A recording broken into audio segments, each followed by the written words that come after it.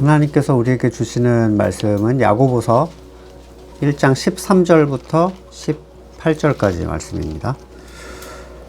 시험을 당할 때 아무도 내가 하나님께 시험을 당하고 있다 하고 말하지 마십시오.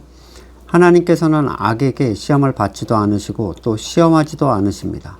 사람이 시험을 당하는 것은 각각 자기 욕심에 이끌려서 꿰매 빠지기 때문입니다. 욕심이 잉태하면 죄를 낳고 죄가 자라면 죽음을 낳습니다. 나의 사랑하는 형제자매 여러분, 속지 마십시오. 온갖 좋은 선물과 모든 완전한 은사는 위에서 곧 빛들을 지으신 아버지께로부터 내려옵니다. 아버지께는 이러저러한 변함이나 회전하는 그림자가 없으십니다. 그는 뜻을 정하셔서 진리의 말씀으로 우리를 낳아주셨습니다. 그리하여 그는 우리를 피조물 가운데 첫 열매가 되게 하셨습니다. 아멘. 이전에 저는 시험이라고 하면 환난과 유혹 이렇게 두 가지로 나눠서 생각을 했어요. 그래서 환난은 하나님으로부터 오는 어떤 성장을 위한 것이라면 유혹은 사탄으로부터 오는 시험이다 이렇게 생각을 했었어요. 근데 성경의 여러 상황들을 보면 꼭 그렇지 않다는 게 드러납니다. 옛사람의 습성은 환난만 잘 견디면 해결되는 게 아니거든요. 오히려 이 유혹에 관한 단련, 이게 더 우리한테는 많이 필요해 보이죠. 환난에 대한 두려움만 없으면 자기 부인에 승리하는 건가? 전혀 안 그렇습니다. 오히려 자기 부인은 유혹 쪽에 더 많은 약점을 드러냅니다. 우리의 연약함은 환난을 통해서 강해지기도 하지만 유혹에 맞서면서 강해지기도 하는 거죠.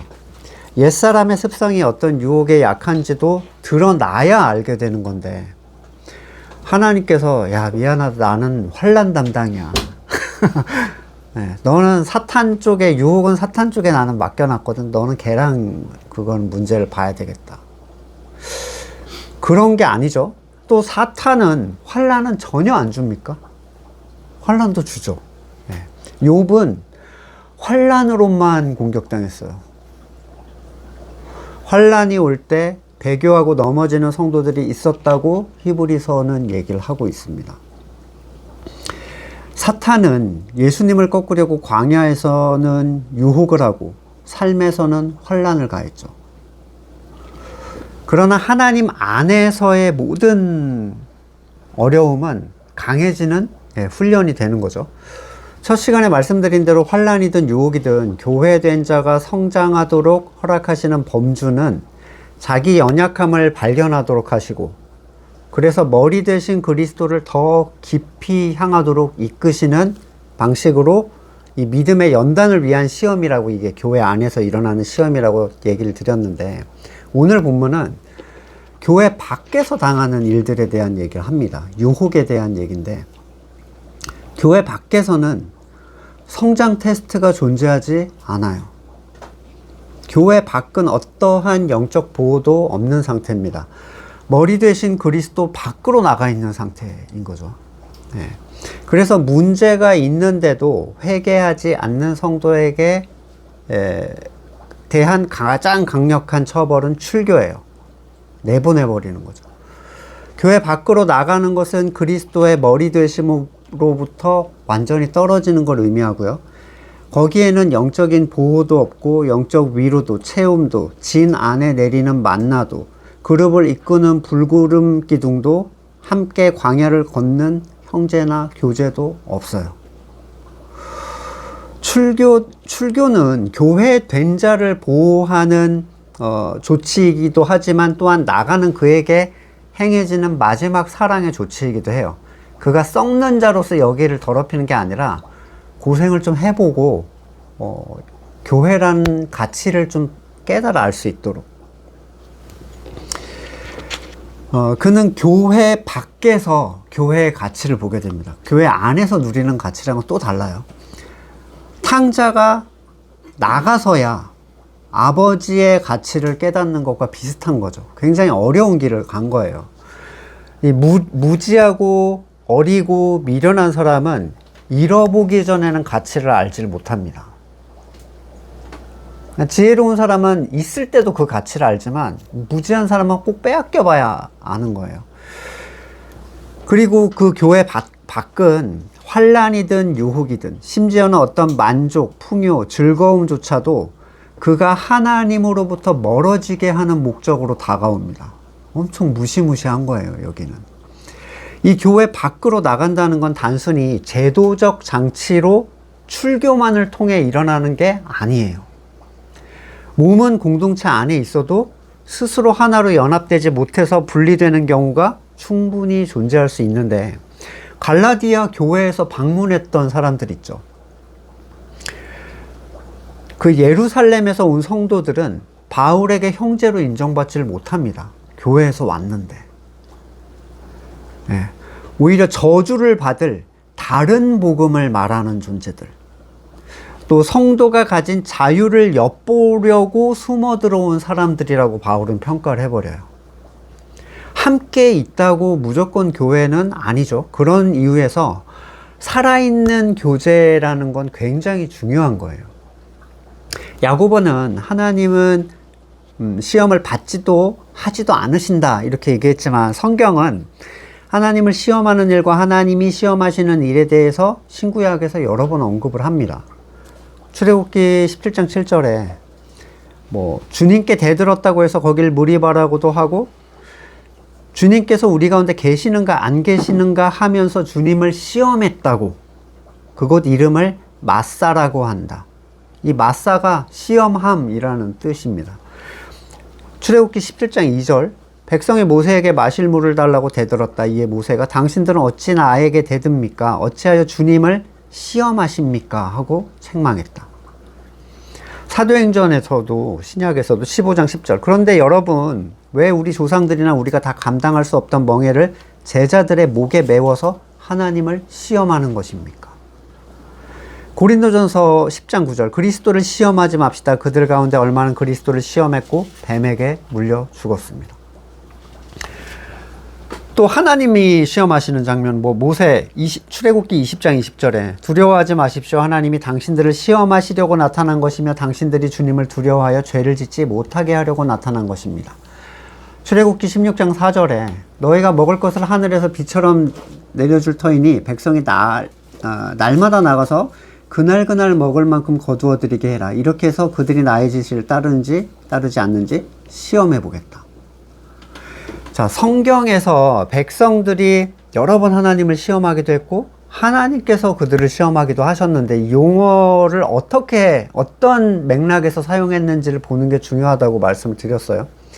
하나님께서 택하신 자들에게 하시는 시험은 성장을 위한 연단이었고, 사람들이 하나님께 대해서 했던 시험은 하나님께는 아무런 의미가 없는 그런 종류의 불경한 행동들을 통칭해서 묘사한 거예요.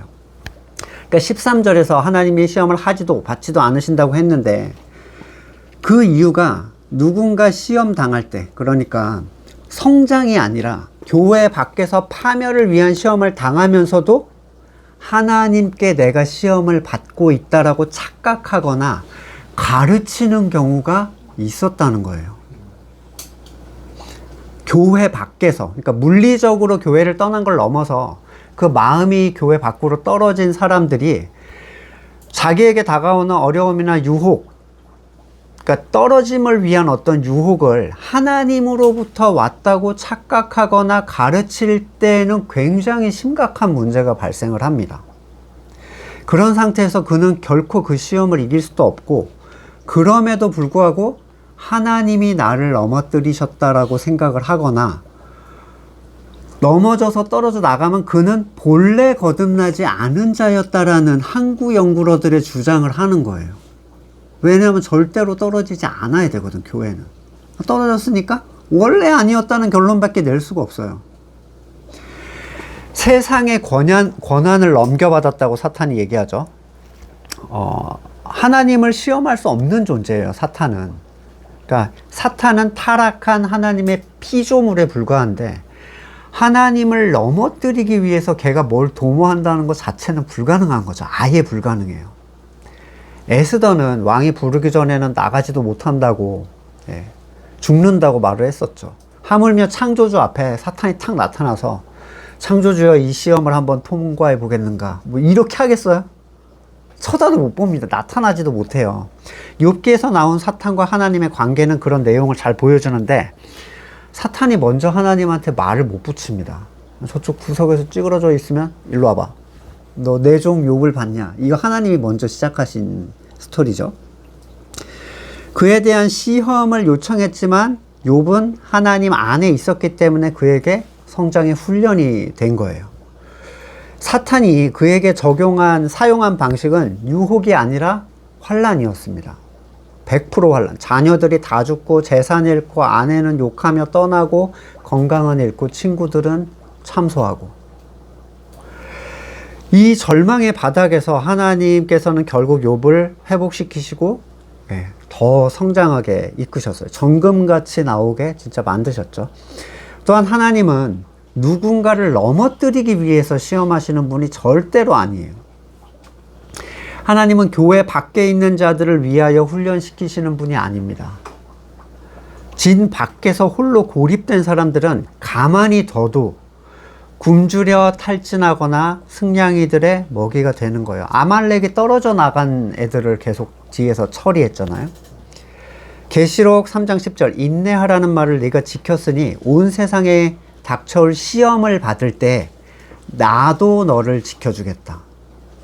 시험은 땅 위에 사는 사람들을 시험하려고 닥치는 것이다. 이거 떨어뜨리는 시험을 얘기하는 거죠. 교회 밖에 있는 자. 자, 14절에서 특징을 잘 설명해 주는데, 사람이 시험을 당하는 것에는 분명한 이유가 있어요. 각각 자기 욕심에 이끌려 꿰매 빠지기 때문이다, 이렇게 설명하는데, 각각 가지고 있는 자기 욕심, 이게 선악의 주권이죠. 교회 밖에 있는 사람들은 선악의 주권을 스스로 가지고 있는 사람들이고, 자기 주권을 주장하는 자들에게는 모든 것이 시험에 들게 하는 넘어질 거리가 됩니다. 야고보는 욕심이 잉태하면 죄를 낳는다, 이렇게 말하죠. 많은 이들이 이걸 개인적 탐욕, 도덕적 가치에서의 죄라고 얘기를 해요. 나는 욕심이 많다, 이렇게 말하는 사람이 있는 반면에 나는 욕심이 별로 없어, 이렇게 얘기하는 사람도 있어요. 욕심이 있음과 없음의 그 기준은 어디 있나요? 내 평가인가 아니면 다수의 평가인가? 당연히 이 기준은 하나님 기준이어야죠. 이 욕심은 좀 더 구체적으로 보자면 자기 선악의 주권에 대한 주장인데, 자기 기준에 착하게 사는 것은 하나님 앞에서 아무 가치가 없다고 말씀을 드렸어요. 착함이 내 욕심인 사람도 있거든요. 그것은 예수님을 가장 싫어했던 바리새인들이 하던 짓이었습니다. 스스로 의를 채우는 것은 그리스도의 의를 대적하는 것과 다를 바가 없어요. 모든 죄의 동기는 자기 선악의 주권으로부터 나오는데, 그게 외적으로 보기에 선행이든 악행이든 이건 아무런 상관이 없습니다. 율법을 지키던 유대인들이나 율법이 없던 이방인들이 모두 죄인이라고 선언을 받았던 것처럼, 자기 주권을 쥔 존재들의 삶은 동일한 죄의 삶이에요. 그리고 이 주권이 날마다 부인되지 않으면 결국에 죄를 낳는다라고 얘기를 해요. 여기서 말하는 낳는 죄는 원죄를 얘기하는 게 아니라 욕심을 통하여, 그러니까 내 선악의 주권을 통하여 발생한 열매, 죄의 행위를 얘기를 합니다. 우리는 이런 죄를 짓는 사람들이 왜 이런 일을 행하는지 로마서를 통해서 봤는데, 로마서 1장 24절에 하나님께서는 사람들의 마음의 욕정대로 하도록, 선악의 주권대로 하도록 더러움에 내버려 두시니, 이거 자체를 하나님은 더러움이라고 얘기를 해요. 서로 몸을 욕되게 하였습니다. 사람들은 하나님의 진리를 거짓으로 바꾸고 창조주 대신에 피조물을 숭배하고 섬겼습니다. 하나님은 영원히 찬송을 받으실 분입니다. 이런 까닭에 하나님께서는 사람들을 부끄러운 정욕에 내버려 두셨는데, 여자들은 남자와 바른 관계를 바르지 못한 관계로 바꾸고, 이 부끄러운 정욕은 스스로 옳다 하는 주권이라고 말씀드렸어요. 또 남자들도 이렇게 욕정에 불탔으며, 그래서 이제 사람들이 그게 동성연애가 그 핵심이다 이렇게 얘기하는데 그것만 얘기하는 게 아니에요. 그래서 그들은 잘못에 대한 대가를 스스로 받았습니다. 사람들이 하나님을 인정하기를 싫어하므로. 여기서의 인정하기 싫어하는 건 주권을 인정하지 않는 거죠. 하나님께서는 사람들에게 타락한 마음자리에 내버려 두셔서 그래 네 하고 싶은 대로 해 라고 하셔서 해서는 안 될 일을 하도록 두셨습니다. 자, 여기서 해서는 안 될 일이 야고보서에서 말하는 하나님이 내버려 두신 자들이 자기 욕정, 즉 선악의 주권을 따라서 추구한 결과물, 죄를 낳은 행동을 얘기를 하는 거예요. 29절에 사람들은 온갖 불의, 악행, 탐욕, 악의로 가득 차 있으며 시기, 살이, 분쟁, 사기, 저기로 가득 차 있으며 수군거리는 자요. 여기까지 보면요, 세상의 악을 말하는 것 같잖아요. 뒤에 보세요. 중상하는 자요, 하나님을 미워하는 자요, 불손한 자요, 오만한 자요, 교만한 사람들이요, 자랑하는 자요, 악을 꾸미는 모략꾼, 부모를 거역하는 자, 우매한 자요. 아니 우매한 게 왜 죄야? 그렇게 태어난 걸 어쩌라고 이렇게 생각하시는데 아니에요. 이 우매함은 자기 주권의 결과물입니다. 성경에서 보는 이 우매함은 세상의 지혜 없음을 말하는 게 아니죠. 신의가 없는 자, 무정한 자, 무자비한 자, 그들은 이와 같은 일을 하는 자들이 죽어야 마땅하다는 하나님의 공정한 법도를 알면서도 자기들만 하는 게 아니라 이거를 행하는 사람을 두둔해줘요. 그렇게 사는 게 맞는 거야 라고 다들 얘기를 하는 거예요. 자, 그의 주권이 죄를 낳았습니다. 그는 이 죄의 행위를 사랑해요. 내 새끼니까요. 내 자녀인 거예요. 내가 낳은 내 자녀인 거죠. 내 손으로 추구하는 가치들의 모양이 하나님 보시기에 흉물스럽고 더러워도 주권자 된 자신에게는 나의 모든 게 담겨있는 귀여운 자녀예요. 그들은 그 행동을 부끄러워하지 않고요. 모든 부모가 자녀에게 행하듯이 그 행위가 잘 자라게 하기 위해서 모든 공을 다 씁니다. 자, 그러면 성도는 항상 자기 부인이 되나? 거듭난 사람들도 자기 부인이 되지 않아서 마음의 뜻을 따라 행할 때가 있지 않나? 출애굽한 백성들이 그랬듯이 성도도 옛사람의 습성을 벗어나서 완전한 자유인이 되는 데는 굉장히 오랜 시간이 걸려요. 하지만 성도에게는 세상과 다른 점이 있는데 성도는 자신의 선악 주권이 말씀과 교제 안에서 발견이 되면요, 그 나은 행동을 엄청 고통스러워합니다. 좋아하지 않아요. 그들도 자기 선악 주권에 따라 이 어떤 행동의 결과물을 보이긴 보이는데 하지만 전혀 사랑스럽게 생각하지 않습니다.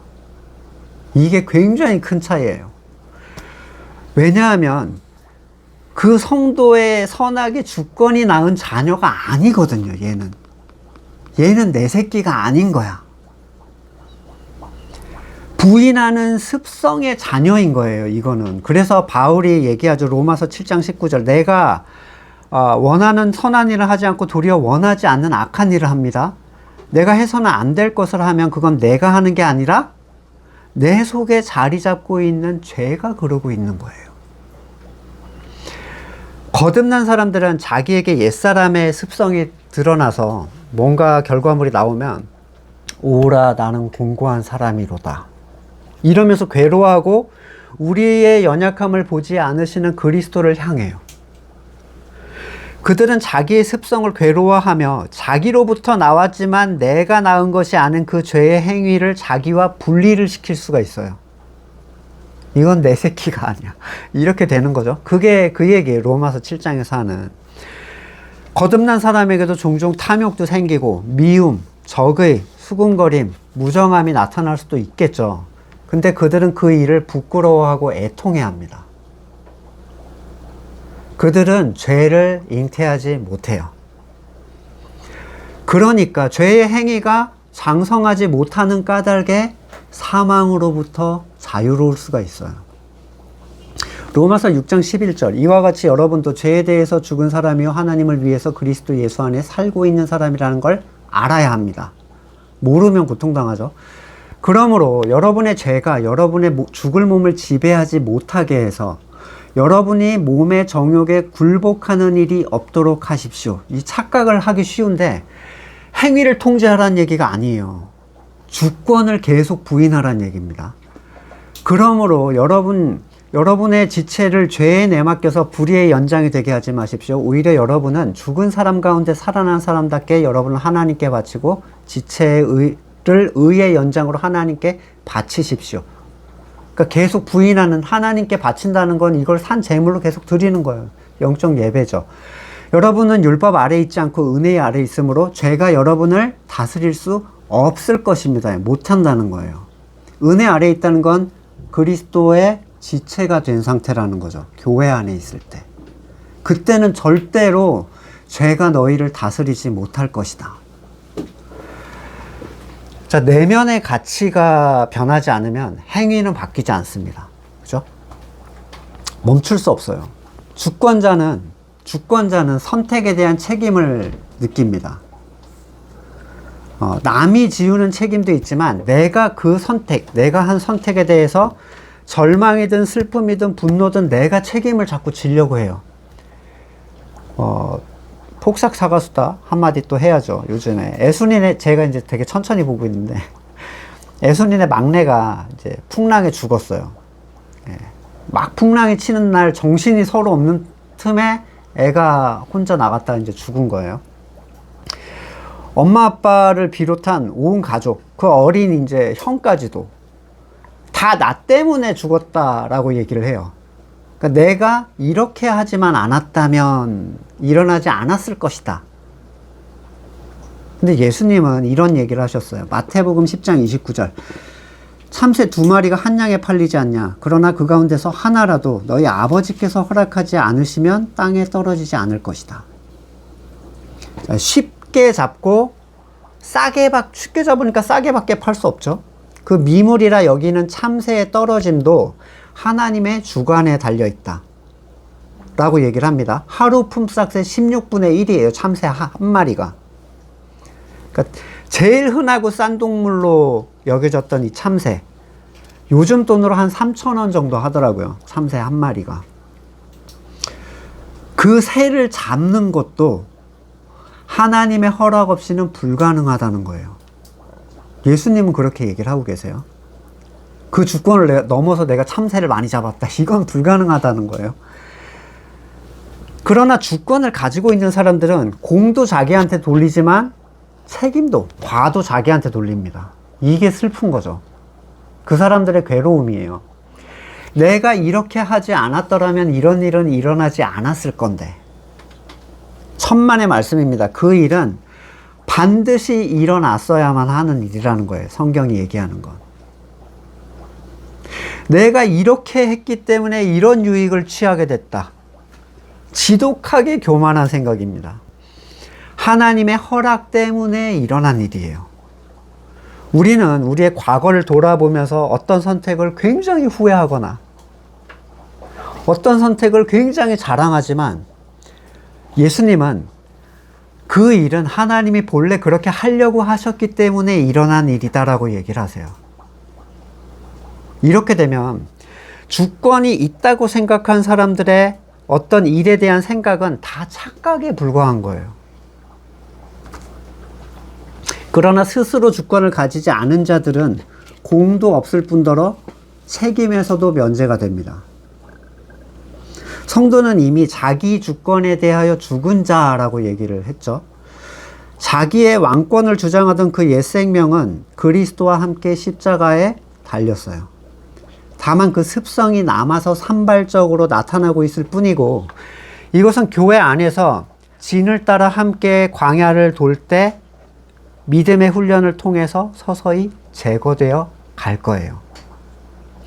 예수님께서는 우리에게 가르쳐 주신 기도에서 시험에 들지 않게 해라, 이거 간구해야 된다, 이렇게 말씀하셨죠. 교회 된 자가 시험에 들 수 있는 유일한 방법은 교회 밖으로 나간 다음에야 가능합니다. 교회 밖으로 나간다는 건 그리스도를 붙잡은 손을 놓는 거예요. 완전한 안전은 교회 안에서만 보장이 돼요. 요한일서 5장 18절 하나님에게서 태어난 사람은 누구든지 죄를 짓지 않는다는 걸 우리는 압니다. 하나님에게서 태어난 분이 그 사람을 지켜주심으로 악마가 그를 해치지 못합니다. 말씀드렸죠. 타이슨 새끼손가락이라고 제가 막 어떻게 할 수 없다고. 지금 요즘 타이슨이 늙어가지고 누가 요즘에 잘 나가지 모르겠는데. 예수님도 바울도 그 외에 모든 서신도 경고하지만 사탄은 너희가 결코 죽지 아니하리라 이 동일한 얘기로 성도를 밖으로 끌어내려고 합니다. 교회 밖으로 끌어내면 그에게 발생하는 모든 일은 떨어짐을 위한 유혹이 되고요. 그는 시험에 든 자가 되어버려요. 이 시험은 인간이 혼자 이길 수 있는 시험이 아닙니다. 예전에 이 시험에 대해서 제가 들었던 이미지는 누가 시험 들었다 이거 들어보셨죠? 전통적으로 누가 교회에서 삐졌어. 삐져가지고 교회 안 나와. 누가 시험 들었다 뭐 이런 얘기 되게 많이 들었어요. 근데 시험에 든다는 표현은 자기 주권을 다시 발동해서 하나님의 주권을 적극적으로 대적하는 상태예요. 근데 이 사람은 자기가 그러고 있는지를 모릅니다. 그게 더 무서운 거예요. 다시 돌아갈 수 없는 상태.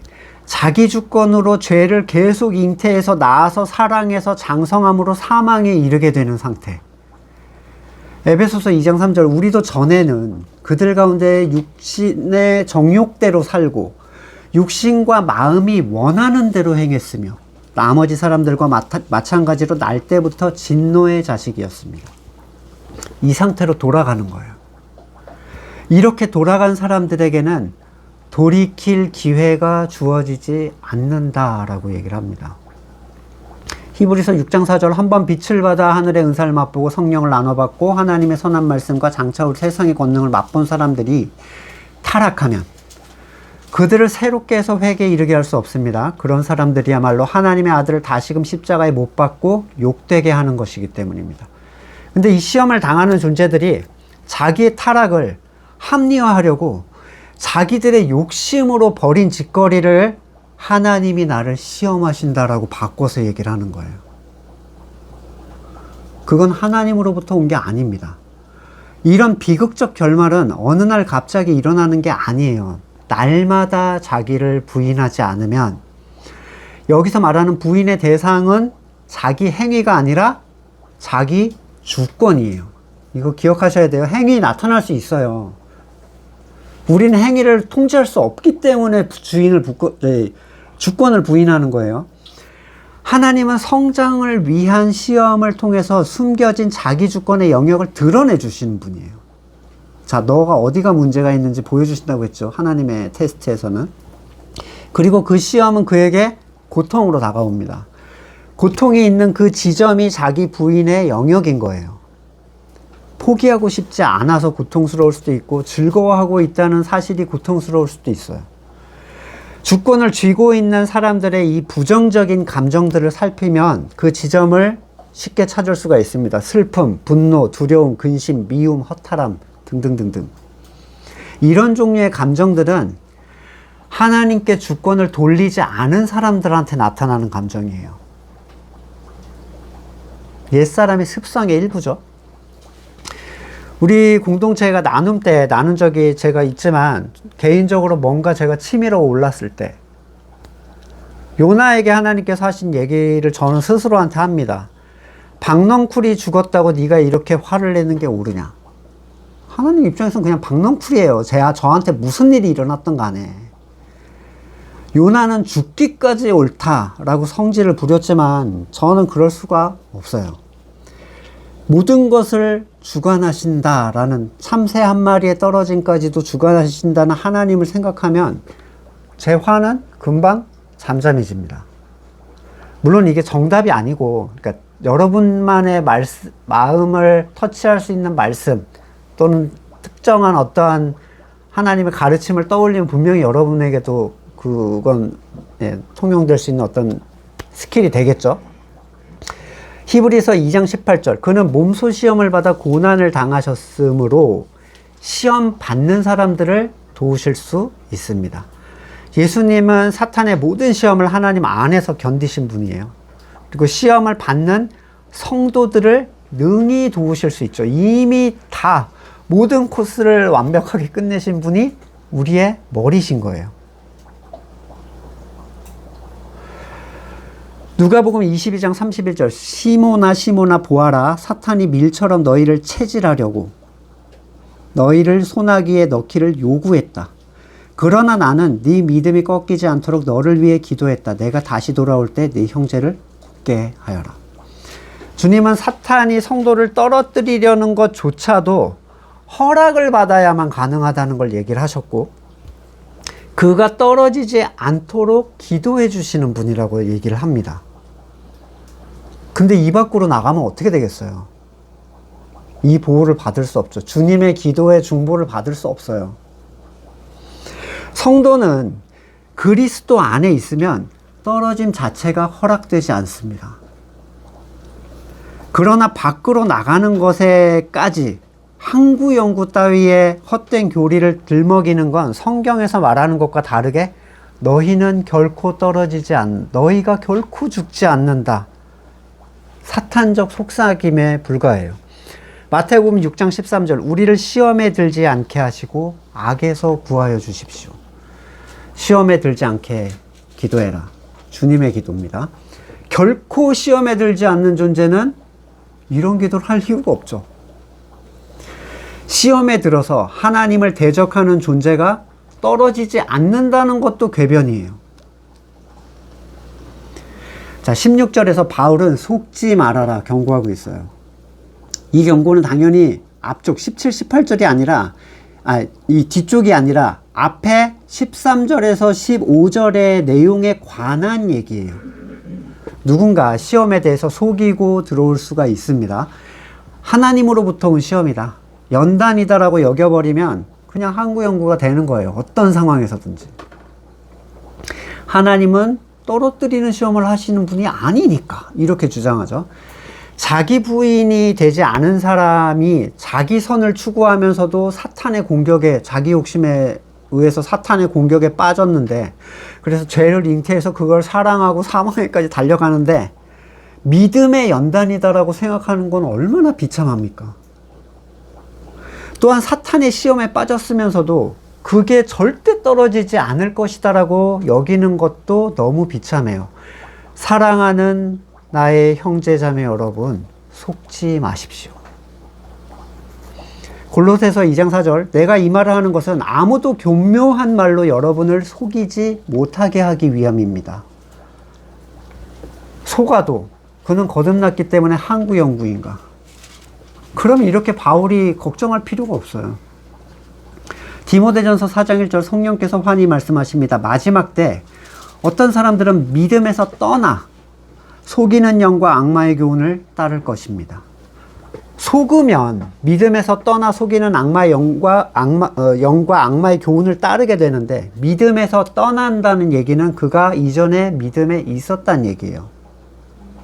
악마의 교훈을 따른다는 건 그가 하나님을 더 이상 따르지 않는다는 얘기예요. 이런 사람이 어떻게 항구연구가 됩니까? 너무나도 분명하게 거듭났던 사람의 떨어짐을 얘기하고 있어요. 속지 마십시오. 오늘 본문에서 속이는 사람들은 하나님으로부터 부정적인 것이 올 수도 있다라고 여겼지만 17절에서 야고보는 하나님께서는 좋은 것을 자녀에게 주시는 분이다 라고 얘기를 합니다. 온갖 좋은 선물과 완전한 은사에 대해서 이건 오직 하나님께서만 주시는 것이다 이렇게 얘기하는데 선물과 은사를 주시는 목적성은 뭐죠? 성령을 주시는 거랑 동일한 거예요. 온전한 교회가 되게 하기 위한 거예요. 저는 어려서부터 항상 개인적 선물, 개인적 은사를 추구했고 간구를 했어요. 연합이 없었으니까. 연합이야 그냥 등록교회니 뭐. 근데 그 사람들하고 내가 무슨 얘기를 했겠어요. 그 선물을 받아가지고 내가 탁월하기를 바랬습니다. 내가 기분 좋기를 바랬어요. 근데 하나님께서 원하시는 것은 택하신 자들이 그리스도의 온전한 지체가 되는 것이에요. 그걸 위해서 선물과 은사를 주시는 거예요. 이것들에 대해서 성경은 신령한 것들이다 라고 얘기를 하는데, 우리 아들이 대박이 났어요. 우리 금명이가 서울대를 갔어요. 이런 거. 우리 남편이 이번에 승진했습니다. 이런 거는 신령한 은사와 선물과 하등 관계가 없는 거예요. 아들이 합격한 게 성도가 온전한 교회를 되게 만들어줍니까? 남편이 승승장구하는 게 성도가 자기를 부인하고 자기 십자가를 지게 만들어주나요? 전혀 안 그래요. 물론 그 자체를 싫어하라는 얘기가 아닙니다. 우리 아들 이번에 서울대 가서 나 어떻게 이러라는 얘기가 아니에요. 그거는 그냥 더해주시는 세상에 속한 가치일 뿐, 본질적 가치, 신령한 선물과는 관계가 없다는 얘기예요. 하나님이 주시는 선물을 사탄도 줄 수 있나요? 부에 관한 거라면 하나님도 주실 수 있고 사탄도 줄 수 있죠. 그러면 어떻게 구별합니까? 뭘 받았어요. 이번에 내가 누가 로또를 선물로 줬는데 1등이 돼버렸어. 하나님의 은혜다.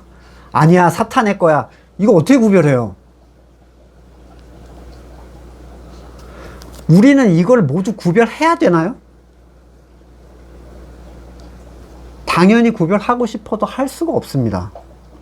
할 수가 없어요. 이게 근원이 어디로부터 나왔는지는 할 수가 없어요.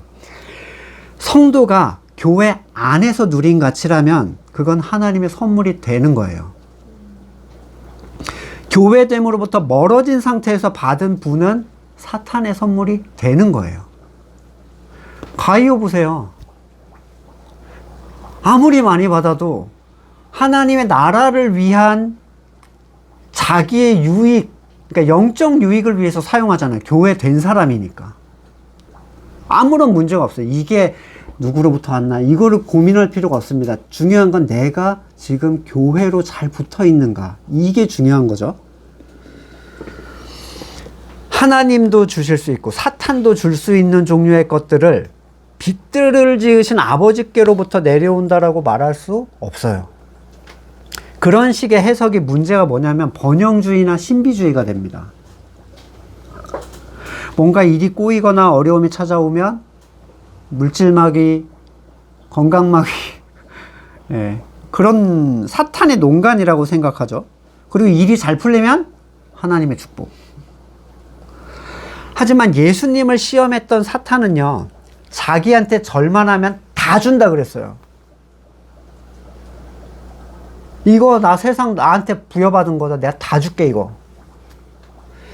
하나님의 대표적인 선물을 보십시오. 사탄이 줄 수 있는 건지 없는 건지 보세요. 사도행전 2장 38절 베드로가 대답했다. 회개하십시오. 그리고 여러분 각 사람은 예수 그리스도의 이름으로 세례를 받고 죄 용서를 받으십시오. 그리하면 성령을 선물로 받을 것입니다. 히브리서 2장 4절 그리고 하나님께서도 표징과 기이한 일과 여러 기적을 보이시고 자기 뜻을 따라 성령의 선물을 나눠주심으로 그들과 함께 증언해 주셨습니다. 성령을 사탄이 줄 수 있는가? 중요한 건 성령이 뭔지에 대한 정의예요. 절대로 사탄은 성령을 못 주는데, 물론 사탄은 비스무리한 걸로 성령인 것처럼 그에게 다가갈 수 있죠. 초자연적인 현상, 기적. 그래서 제가 아까 신비주의가 빠질 수 있다고 했죠. 번영주의나 신비주의. 뜨거운 감정, 내일 일어날 일이 들어맞는 어떠한 기적들. 그러나 성령의 역할은 말씀에 합한 복음의 가치를 성도에게 알게 하고 자기 죄를 깨닫게 해서 성도가 자기를 부인하게 하며 그러한 성도와 서로 교제하게 해서 온전한 교회가 되도록 만들어줘요. 이게 궁극적 목적입니다. 세상에 속한 존재들도 자기들이 복음을 알고 죄를 알고 교회를 이루고 있다고 생각을 하죠. 그죠? 하지만 거듭난 사람은 자기가 진짜였다고 생각했던 것들이 거짓이었음을 알게 되는 과정이라는 게 있어요. 이것은 거듭난 생명이 있는 사람들에게만 분별이 되는 일입니다. 그리고 그들은 이러한 것은 결코 사탄으로부터 올 수 없다는 걸 알게 돼요. 절대로 사탄이 이걸 나한테 이루어줄 수 없다는 거. 사탄은 절대로 성도로 하여금 자기 부인을 하게 하지 않습니다. 주권을 부인하게 하지 않아요. 오히려 네가 가져가라 해요. 그리고 착한 일 많이 해. 네 뜻대로 착한 일 많이 하고 네 뜻대로 교회를 많이 하고 이렇게 얘기하는 존재예요. 절대로 자기 의를 거부하게 만들지 않아요. 더해 이렇게 푸시하죠. 그리고 그런 사람들과 연합하게 해줄 수가 없습니다. 이게 되면 사탄은 사탄이 아닌 거예요. 이미 사탄은 딱 그 반대를 지향하죠. 절대로 이 부분에 대해서는 흉내내지 못해요. 두려워하실 필요가 없다는 거예요. 진짜 성도들은. 로마서 6장 23절 죄의 삭은 죽음이요 하나님의 선물은 우리 주 예수 그리스도 안에서 누리는 영원한 생명입니다. 네, 교회 안에서 누리는 생명.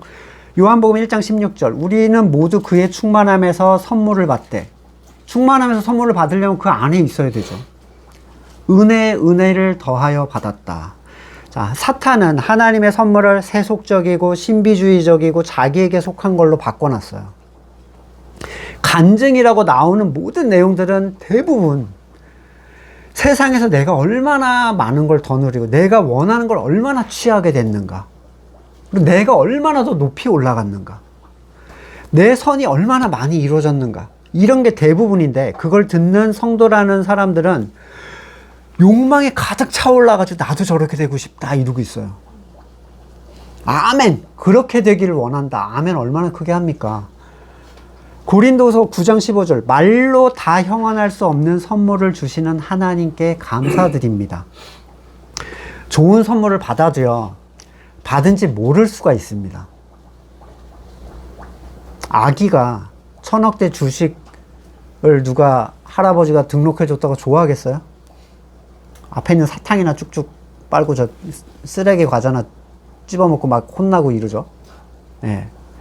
그러나 받은 것을 모르는 존재가 감사할 수는 없어요. 기뻐하거나. 참된 성도가 선물을 받은 줄로 여기지 못하는 건 받지 못했기 때문이 아니라 깨닫지 못했기 때문이에요. 자, 고린도전서 2장 12절 우리는 세상의 영을 받은 게 아니라 하나님에게서 오신 영을 받았습니다. 그것은 하나님께서 우리에게 은혜로 주신 선물들을, 이미 주신 선물들을 우리로 하여금 깨달아 알게 하시려는 것입니다. 뭘 받았는지. 골로새서 1장 6절 이 복음은 온 세상에서 전해진 것 같이 여러분에게 전해졌습니다. 여러분이 하나님의 은혜를 듣고서 참되게 깨달은 그날부터 여러분 가운데서와 같이 온 세상에서 열매를 맺으며 자라고 있습니다. 골로새서 2장 2절 내가 이렇게 하는 것은 여러분 모두가 사랑으로 결속되어 마음의 격려를 받고 깨달음에서 생기는 충만한 확신의 풍요에 이르고, 충만한 확신한 풍요는 깨달음으로부터 오는 거예요. 하나님의 비밀인 그리스도를 온전히 알게 하려는 것입니다. 이 안에 다 담겨 있어요. 그리스도를 깨닫는 거예요. 빌레몬서 1장 6절 그대의 믿음의 사귐이 더 깊어져서 우리 안에 있는 모든 선한 일을 그대가 깨달아 그리스도께 이르게 되기를 나는 기도합니다. 하나님은 절대적이시죠. 영향받지 않는 분이라는 거예요. 그 뜻을 정하셔서 그 뜻을 스스로 이루시는 분이에요. 하나님이 뭔가 뜻을 정하셨다면 그 어떤 누구도 영향 끼칠 수 없어요. 거기는 어느 쪽에서 봐도 같으신 분, 어떤 빛 앞에서도 그늘이 지지 않으시는 완전한 빛, 절대적 빛이죠. 하나님께서 택하신 성도에게 주고자 하는 그 선물은 항상 그들에게는 사실 이미 준 거예요. 그리스도 예수 안에서 다 얘가 돼버리는 거죠. 그들이 그 가치를 깨닫고 누리는 데 시간이 필요할 뿐이에요. 주십시오가 아니라 준 거가 뭔지 잘 모르겠는데 알려주세요가 돼야 돼요. 사실 우리에게는. 왜냐하면 그리스도 안에 연결되어 있다는 건 이미 받은 거라는 얘기랑 동일하다는 거죠. 그러니 그리스도 안에서 구하는 걸 받은 줄로 믿으라. 그 얘기를 하시는 거죠. 줄 거다가 아니라 이미 줬는데 깨닫게 될 거다. 이 얘기죠. 왜 안 주시겠는가? 왜? 깨닫는 순간 자기께 됩니다. 통장의 숫자를 확인하는 순간 할아버지의 사랑이 느껴지는 거예요. 이 아기 때 나에게 이런 걸 주셨다니. 그리고 이거는 이미 오래전에 십자가상에서 다 이루었다 하신 그분 안에서 완성된 일입니다. 하나님의 뜻을 정하여, 하나님은 하나님의 뜻을 정하여 우리를 말씀으로 낳아주셨어요. 이 정해진 뜻은 타의에 의해서 절대로 의도되거나 변할 수 없어요. 여러분, 아까 제가 책망하지 말라고 했잖아요. 그건 주권자의 일이라고. 왜 자기가 해서 그렇게 했다고 생각합니까? 구원은 하나님의 절대 주권이고 하나님의 영광이에요. 이것은 참으로 구원을 받은 사람은 인정할 수밖에 없는 결론입니다. 욕심은 죄를 낳고 장성하여 죽음을 가져오지만 말씀은 성도를 낳고 악이 같던 그들은 장성하여 온전한 교회가 됩니다. 말씀은 사람의 의도에 의해 죽은 자에게 먹여질 수가 없어요. 억지로 자녀 교육을 말씀 교육한다고 앉혀놓고 괴롭히지 마세요, 자녀들. 아니, 썩은 걸 먹는 거랑 비슷한 반응이에요. 걔네한테는 우리가 세상의 것 못 먹는 것처럼 고문입니다, 걔네한테. 말씀이 힘을 발하는 곳은 하나님이 택하여 생명을 주신 자들 뿐이에요. 좋은 밭에 떨어진 말씀이 열매를 맺게 되는 거죠. 우리는 말씀으로 낳아주셔서 피조물 가운데 첫 열매가 된 존재다, 이렇게 얘기합니다. 로마서 8장 23절. 뿐만 아니라 첫 열매로 성령을 받은 우리도 자녀로 삼아주실 것, 곧 우리 몸을 속량하여 주실 것을 고대하면서 속으로 신음하고 있습니다. 이 신음이 옛사람으로부터 아직 완전히 풀려나지 않은 우리의 성도의 애통함, 고통들이에요. 하나님은 성도를 정하고 부르시고 의롭게 하시고 영화롭게까지 하시는 모든 일을 홀로 감당하시는 분, 그래서 홀로 영광 받으시는 분이에요. 이 일을 하는 데 있어서, 하나님께서 이 일을 진행하는 데 있어서 오는 모든 것들은 성도에게 하나님의 선물입니다. 어떤 종류의 어려움, 유혹도 그리스도 안에서, 그의 몸된 교회 안에서는 그의 믿음을 성장시키는 좋은 훈련이 되지만, 그분의 몸된 교회 밖에서는 세상 그 좋은 것조차도 모든 것이 그를 넘어뜨리는 시험이 됩니다. 오늘 교회로 불러주신 하나님의 은혜에 우리가 감사하면서 참으로 더 온전한 교회가 되기를 소망하는 우리가 되기를 같이 소망하고 또 기도하겠습니다. 그리스도 안에는 모든 지혜와 지식의 보화가 감추어져 있습니다. 내가 이 말을 하는 것은 아무도 교묘한 말로 여러분을 속이지 못하게 하기 위함입니다. 우리 스스로를 볼 때는 너무나 절망적이고 희망이 없어 보이지만 그리스도 안에 있을 때 예수님의 완전한 사역이 우리 가운데 이루어졌음을 바라봅니다. 무지한 우리를 깨닫게 하시고 온전한 교회됨으로 우리를 이끌어 주셔서 그 풍성한 은혜와 하나님의 선물들을 함께 기뻐하며 누릴 수 있는 우리가 되도록 우리를 깨닫게 하여 주시옵소서. 이제는 우리 구주 예수 그리스도의 은혜와 하나님의 사랑과 성령님의 교제케 하심이 그리스도께서 이루신 그 풍성한 가치를 온전히 누리기를 소망하는 성도들과 그의 삶의 자리 가운데 지금으로부터 영원까지 함께 하시기를 간절히 축원드립니다. 아멘.